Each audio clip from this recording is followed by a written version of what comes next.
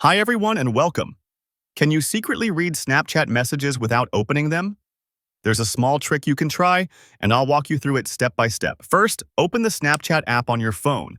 Once you're on the main screen, tap on the chat icon to open your conversations.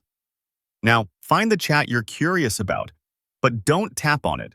Instead, place your finger on the Bitmoji or profile icon of the person whose message you want to read.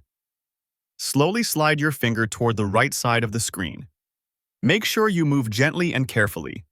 You're not opening the chat, just slightly pulling it over so you can peek inside. If done correctly, you'll be able to see part of the message without Snapchat marking it as opened. One important thing to remember: don't swipe too far. If the chat opens completely, Snapchat will instantly mark the message as read. So take it slow and peek carefully. And that's it. If you found this video helpful, please like, subscribe, and hit the bell icon for tips and tricks. Thanks for watching.